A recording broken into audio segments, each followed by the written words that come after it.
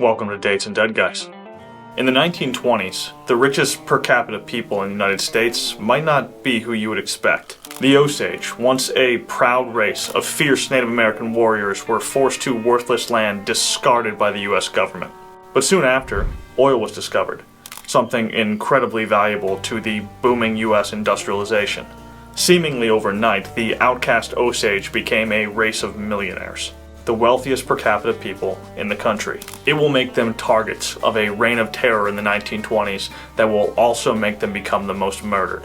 The killings will turn into the most high-profile case in the entire country, and it will also lead to the creation of the FBI. The 1920s oil rush runs parallel with the gold rush before it.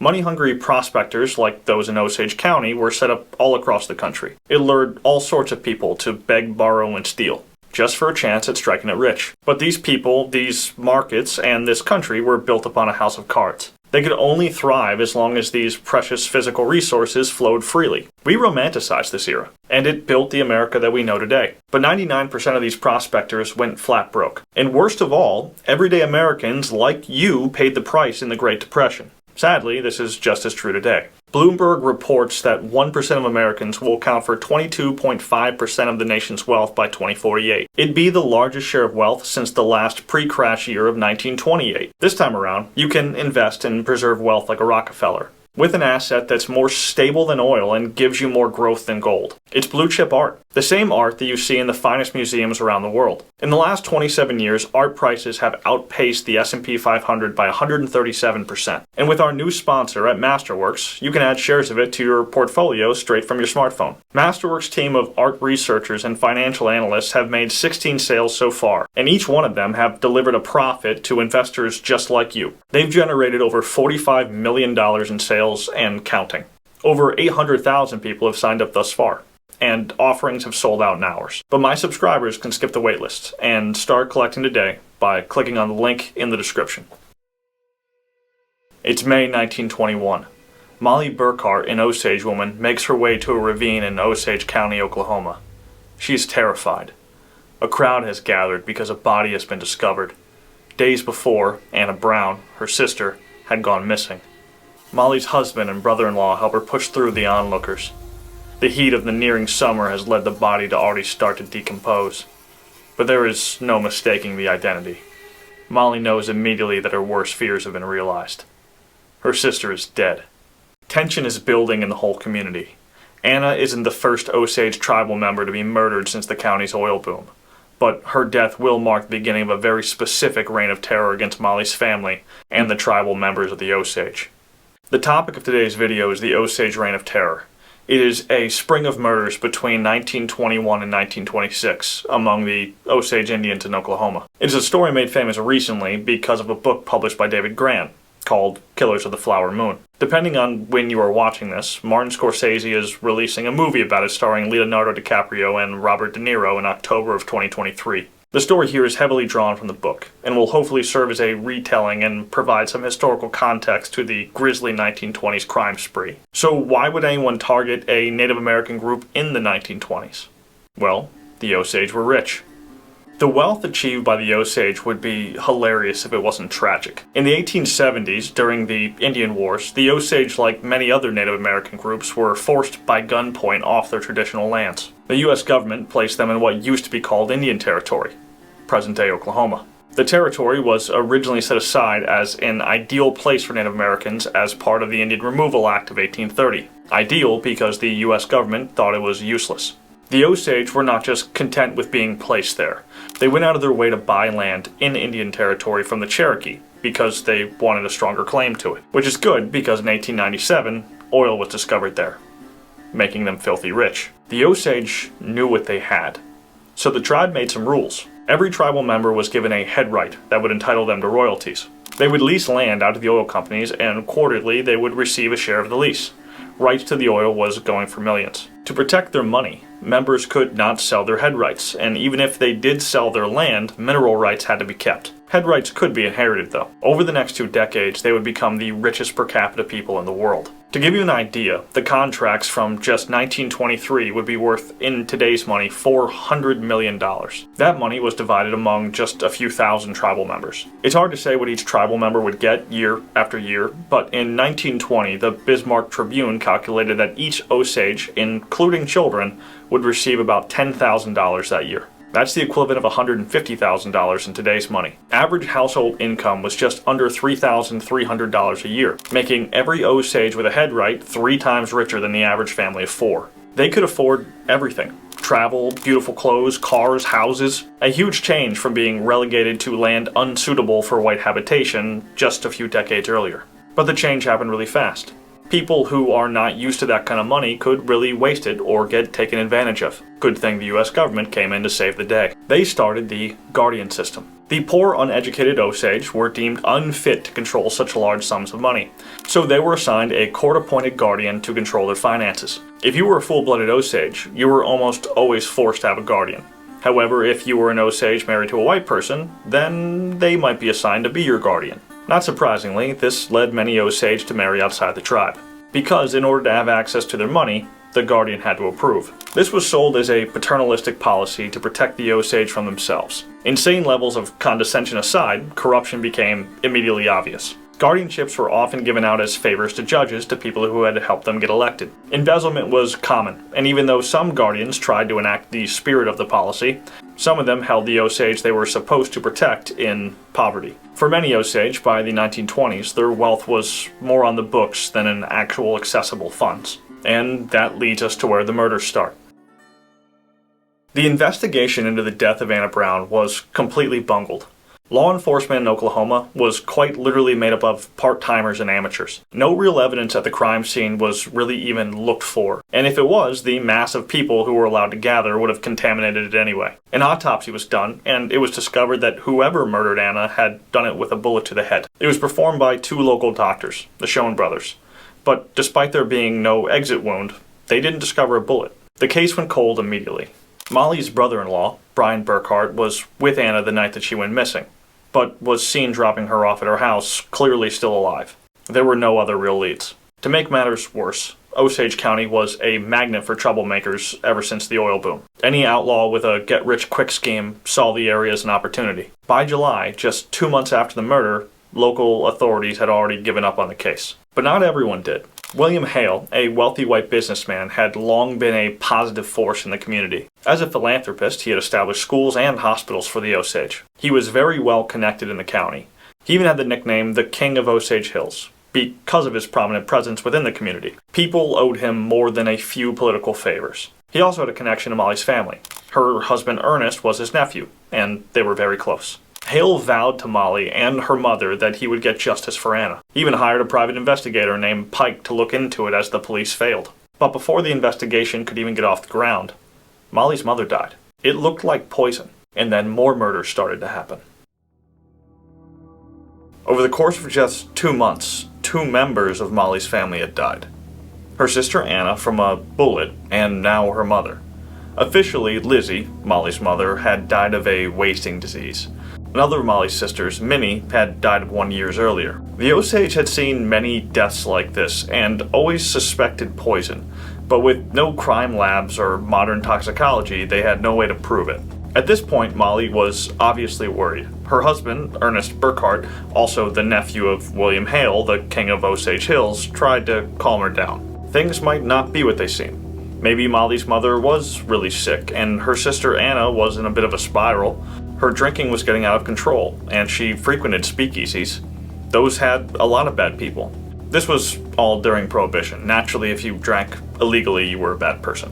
But not everyone could convince themselves there wasn't something bigger. Mollie had another sister, Rita Smith, and Rita's husband Bill was convinced these murders were connected to a larger crime spree in Osage County. Over the course of the next year and a half, there were several more murders. An Osage man named Charles Whitehorn was shot, several tribal members died of suspected poisoning, and people looking into the murders were being threatened, like Bill and Rita Smith. In August of 1922, Barney McBride, a white man, took a train to Washington to lobby the federal government for help. He was found in Maryland after having been stabbed to death. W.W. Vaughn, a white attorney, had met with a dying Osage friend of his in Oklahoma City about information regarding the case. He called county authorities saying that he wanted to meet up with them. On his train, he was strangled to death and thrown overboard. The murders were spiraling out of control, and many were connected to Mollie. Another Osage man named Henry Roan was assassinated in his car. He was briefly married to Mollie, although her husband Ernest didn't know that. But maybe the most notable killing. Mollie's final sister, Rita Smith, and her husband Bill had continued to look into the case despite receiving death threats. In March of 1923, their house exploded while they slept. The explosion killed Rita instantly. They had a servant in the home, Nettie Brookshire. Her body was never found, presumed to have been incinerated in the blast. Mollie's husband Ernest had been among those first arrived to help. The explosion was huge. He and Mollie heard it from their home. When they found Bill, he was burned beyond help. He was taken to a hospital, but died a few days later. The Washington Post caught on to the story and ran an article with a headline, "Conspiracy Believed to Kill Rich Indians." It became known as the Osage Reign of Terror. But with all the national attention, it was time to bring in the feds. At this point in the story, it is clear that things had gotten out of control in Osage County. The police and investigators were out of their depth, and at this point, if they were still even trying to solve the killings, they were too afraid to report anything they found. Since the death of Anna Brown in 1921, over 20 had been killed. The Osage appealed to the federal government for help, and to everyone's surprise, they took up the case. An organization called the Bureau of Investigation sent a man named Tom White in 1925. White was a higher tier of investigator than the amateur law enforcement of Osage County or the corrupt local officials. It didn't take him long to narrow the focus on the case around just one person, Mollie Burkhart. 3 members of her direct family had died: her sister Anna, her mother Lizzie, and her sister Rita. At this point, understandably, White felt that Mollie's life was in danger too. It wasn't a stretch. In fact, she was getting sick. Her doctors were the Schoen brothers, the same ones who did Anna's autopsy. Mollie had diabetes, and they would treat her regularly with insulin. But it didn't seem to be helping. To get a break in the case, White needed to find a motive for the killings. If people wanted the Osage's money, the way to do it would have been to become a guardian. Corruption was common, but murder wouldn't get the outsiders anything. The Osage couldn't sell their head rights outside of the tribe even if they wanted to. Head rights could only be inherited, not sold. White had to make breaks in the case fast. Not just because of Mollie's health, but because the Bureau of Investigation was already in a little bit of trouble. The Bureau of Investigation might sound like a familiar name. That's because it's the precursor to the modern FBI. In the 1930s, under the Roosevelt administration, they would change their name to the Federal Bureau of Investigation and grow into the organization that we know today. But back in the 1920s, this was just a small program, and not a great one. Some scandals under recent presidential administrations had made the Bureau look pretty bad. In 1924, J. Edgar Hoover was brought in to clean up the agency's image. It was meant to be a short-term gig, but the Bureau needed positive publicity to make themselves more reputable. That is where the Osage murders come in. It was growing into the highest profile case in the country. They just needed to solve it, or at least not mess it up. They messed it up almost immediately. One of the agency's first moves was to release a gangster named Blackie Thompson from jail because he agreed to help with the investigation. Instead of doing that, he immediately disappeared, robbed a bank, and murdered a police officer. That's not good. A bad start for a case meant to salvage reputations. But then Tom White started to make some progress. If the murders were connected, a conspiracy was obvious. They had to be connected. All of Mollie's blood relatives had been murdered, and those who were not relatives were all wealthy members of the tribe, or people trying to help solve the murders. Many of the murders were also happening in different ways. There were gunshots and strangulation, poisoning and stabbings. One woman even admitted to killing Anna Brown, but she later revealed that she was coerced into confessing by someone trying to cover up for who really committed the murder. Who would be pulling strings like this? Who even could? Whoever they were, they would have to be smart, organized, and powerful. White focused in on Anna's murder. The last person to see her alive was Brian Burkhart, Mollie's brother-in-law. His alibi had checked out when this was originally investigated, and he was released. His brother Ernest and William Hale, the king of Osage Hills, both corroborated it. Others too saw him drop her off at her house that night. But Anna had been in a bit of a spiral. She likely had a drinking problem. White went to the speakeasy that Anna frequented. There he found people that told him a different story. Anna had come back that night, didn't leave until about 3 a.m., and despite Brian dropping her off at her home earlier, he was there too. The people said that when Anna left, she had left with Brian, and another man that they didn't know. But if that was true, that meant that not only was Brian lying, but so were Ernest and Hale. Were they covering for Brian? Or were they connected to the other murders too? The implications here are huge. Ernest was married to Mollie, and Hale was a prominent member of the community. Ernest and Brian were his nephews.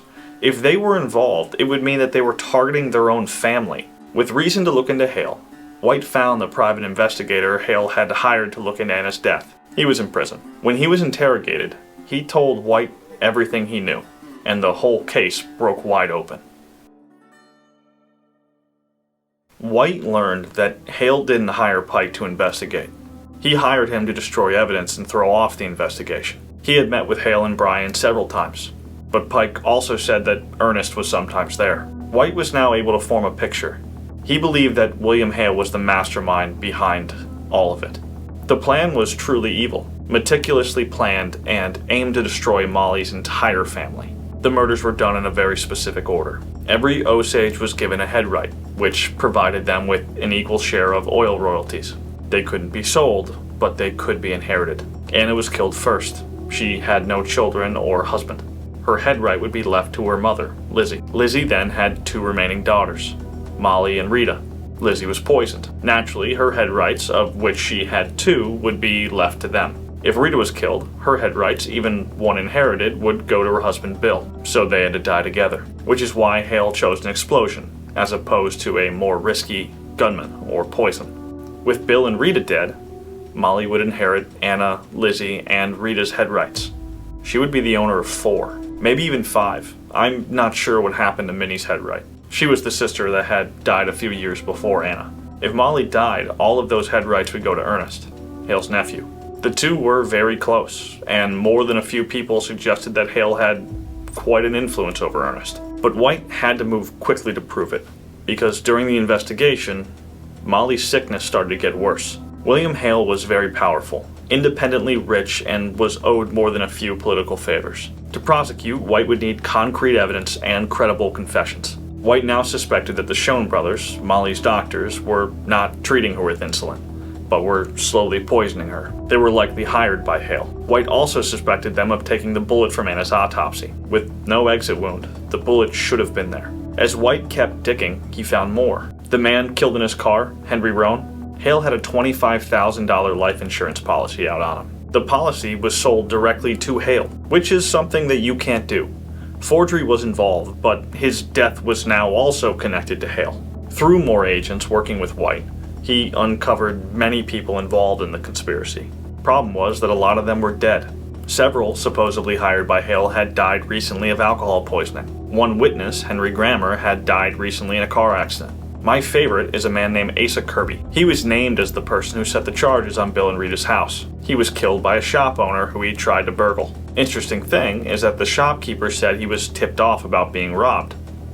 The man who gave him the tip? William Hale. But all of this is circumstantial. White needed confessions, and fast. Hoover was pressuring him to close the case.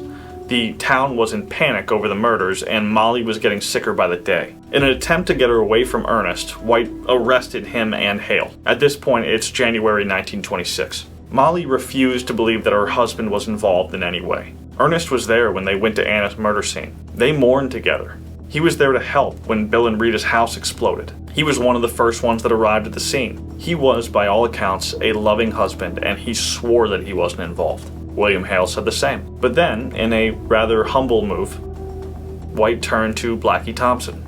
You'll remember that Thompson was the man that the Bureau had originally approached to help before he robbed a bank and killed a cop. Thompson was in prison. To White's surprise, he gave up information. Something that didn't benefit him at all. There would be no reduction in his sentence. He told White that he was approached by Hale to kill Bill and Rita. In a rather dramatic scene, White took Ernest into a room with Blackie Thompson to let him know that people were talking. Ernest cracked. He fingered Asa Kirby for making the bomb, just as White's informants had told him. He also named the assassin that killed Henry Roan, a man who later confessed when he saw Ernest's statement about Roan's killing. But Ernest did one more thing. He named the person who left the speakeasy with Brian and Anna the night she was murdered. His name was Kelsey Morrison. That move turned into the key to getting convictions. After Ernest's confession, Mollie was moved to a hospital away from his influence or the Schoen brothers. She recovered almost immediately. Go figure. Still, Mollie stood by her husband. She refused to believe that he was involved, despite his confession. A big fear that Tom White had was that this trial was going to take place in state court. Hale was owed a lot of political favors. The odds that a fair trial could happen in Oklahoma was low. And even if the prosecution could limit Hale's influence, the jury would be made up of all white citizens. This is still a time not that far removed from the Indian Wars. Race was going to play a factor. The ace in the hole on the whole case was that Ernest Burkhart had confessed. He was set at the trial to plead guilty. But in a strange move, before that could happen, Hale's lawyer was granted a private meeting with Ernest. After the meeting, Ernest retracted his confession and claimed that the Bureau had coerced him into giving it in the first place. On top of being embarrassing for the Bureau, without Burkhart's testimony, the case was almost for sure going to be lost. Almost all of the confessions came from less credible people who were in prison. It could easily be argued that people were trying to get lighter sentences by making up information. That even happened. In one example, a man confessed to setting the charges under Bill and Rita's house, even though it was clear that he was not the one who did it. But before Ernest had recanted his confession, he had fingered Kelsey Morrison as the man who killed Anna Brown. In court, Morrison never flipped for Hale. He confessed to being the one that shot Anna. He used chilling detail. The full quote from Killers of the Flower Moon is on the screen. Pause if you would like to read it. In short, Mollie was in the courtroom. Morrison says that he and Brian got Anna very drunk. They took her to the ravine where she was found. There, Brian held her head as Morrison shot her. After his confession, Ernest had heard enough. Maybe he felt guilt, or maybe he just felt like he wasn't going to get away with it. But he admitted to making up the Bureau coercion story and changed his plea again to guilty.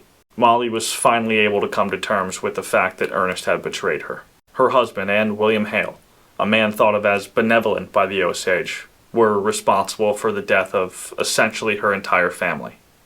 And many more. Unfortunately, this process made her a bit of a leper in the community. The Osage despised how defensive she was of her husband, and coming to terms with it now left her without anyone. But in terms of the case, for Tom White and the Bureau, the dominoes continued to fall from there. Despite hang-ups and retrials, in the end both Ernest and William Hale were convicted of murder and sentenced to life in prison. They didn't serve full terms. Both were released after about 20 years. Most would argue they deserved far worse. But for a time, justice was done, at least for them. One of the things we see in this case is that many people who were clearly involved got away with it. Brian Burkhart, Ernest's brother, never served prison time, despite holding Anna Brown's head as Kelsey Morrison shot her. The Schoen brothers, who in all probability concealed evidence and poisoned members of the Osage, were never convicted. Although, in the trial, it did come out that poisoned moonshine was used occasionally to kill the Osage. The tribe felt vindicated at their suspicions that the alcohol poisonings and wasting diseases were not what they seemed. The Bureau of Investigation got the good press. The conviction of William Hale, the king of Osage Hills, was huge for them. J. Edgar Hoover was able to leverage his win to gain more power and improve the Bureau's reputation. Despite Tom White doing the heavy lifting, Hoover did take the majority of the credit. Without this case, there is a good chance that the organization never becomes the FBI we know and love today. But they did do one thing poorly that is worth noting. After their initial convictions, they stopped investigating. The Osage Reign of Terror may include dozens more murders outside the influence of William Hale and Ernest Burkhart, and those will forever go unsolved. As for Mollie, the remaining part of her life was bittersweet. She remarried, and in 1931 was granted full rights to her money without a guardian, but she died young in 1937. As for the Osage, into the 1930s, their oil fields dried up. Their mineral rights became worthless and the royalties went away. Once the richest people in the country, they were now essentially the same as everybody else. Not exactly a happy ending. Let's wrap this up, but before I go, if you enjoyed this video, help me out and give it a like. You made it this far, and engagement helps the channel grow, so it would mean a lot. These murders are a chilling example of greed and what it can do to people. Mollie truly loved her husband, and didn't believe that he would ever do anything to hurt her. But the influence of people around him led him to do horrific things. How much do you trust the people around you?